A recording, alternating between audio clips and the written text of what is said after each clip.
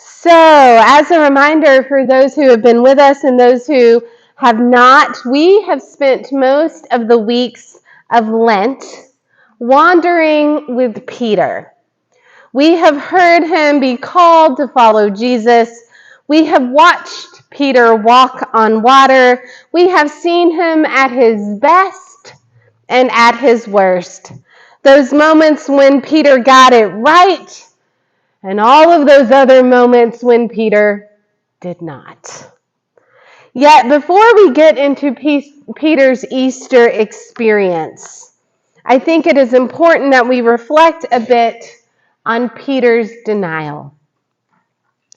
Peter had followed those who had arrested Jesus and then joined them around a campfire. Others around the campfire recognized Peter as a follower of Jesus. But every time they kept mentioning that and brought it up, Peter, as we know, kept denying it. Now, from the way it is written, we can kind of assume that Jesus could hear what was happening with Peter. He was waiting for those who were in charge to figure out their plan, what they were going to do with him. And thus we read in Luke chapter 22, verses 61 and 62, the Lord turned and looked at Peter. Then Peter remembered the word of the Lord and how he had said to him, before the cock crows today, you will deny me 3 times. And Peter went out and wept bitterly.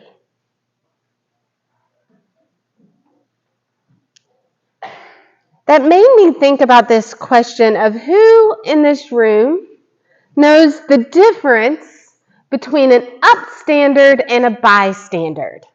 Who has heard those terms? An upstandard and a bystander. Anna Jane, you should raise your hand. Do you know the difference between an upstandard and a bystander? And it's interesting because it's a lot of the younger people. Those are terms that are actually used a lot more in education these days. They are terms that I have used when I've been a coach for Girls on the Run. They are terms that were reiterated on Monday when I took my kids to the Holocaust Museum. At this point, Peter has chosen to be a bystander. He's not really doing anything wrong except trying to keep himself out of trouble. He may even think that he's doing something right by staying nearby Jesus and trying to figure out what is going on so that he can then share with the other disciples. Yet an upstandard, not a bystander, an upstandard stands with those who are in trouble. They stand with those who need the truth to be revealed. An upstandard is willing to get in trouble, to do what is right, even if it leads to severe consequences. And so as we come now to this Easter Sunday, where the tomb is empty, are we upstanders or bystanders of our faith? Are we willing to love in the face of true danger? Because in reality, today on Easter Sunday, this is the most dangerous moment of our faith. Today is the day where the story being told of Jesus being resurrected, of coming back to life, is not going to go over well with those in power. The story being told of Jesus overcoming death means that love wins, life wins, and there is something more powerful than the empires that often limit that love. And yet, let's be careful. It's important to be careful because sometimes we forget that what is to be celebrated in the resurrection story is life, is hope, is love. that Jesus completed a way of being that inspires and is calling to us to be more life-giving, more hope-filled, and more loving. It isn't that religion won. Because we must name that religions often become empires. And when that line is crossed, when we start to fight for our religion, we forget to fight for the faith that Jesus truly wanted to lead us to. Because when that happens and we cross that line, often our religion is no longer life-giving, hope-giving, and love-giving, as God wants us to know love through Jesus Christ. That is why we follow Jesus, who lived, died, and was resurrected for us to know a God that loves us, that wants to be in relationship with us, that has power beyond this world. And thus, when our faith is the same as the empires, we become bystanders easily, who are able to deny Jesus, like Peter did. Because in that moment, it keeps us safe.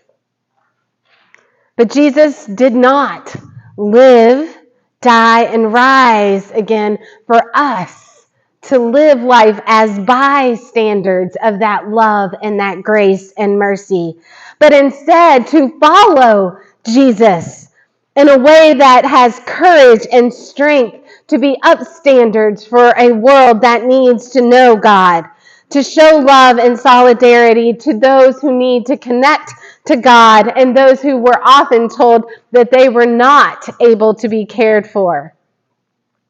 We are called to care more about love and God than religion and safety, than about our faith and what we can truly not understand or control. We are called to know that we cannot truly understand and control. We are called to give God that power.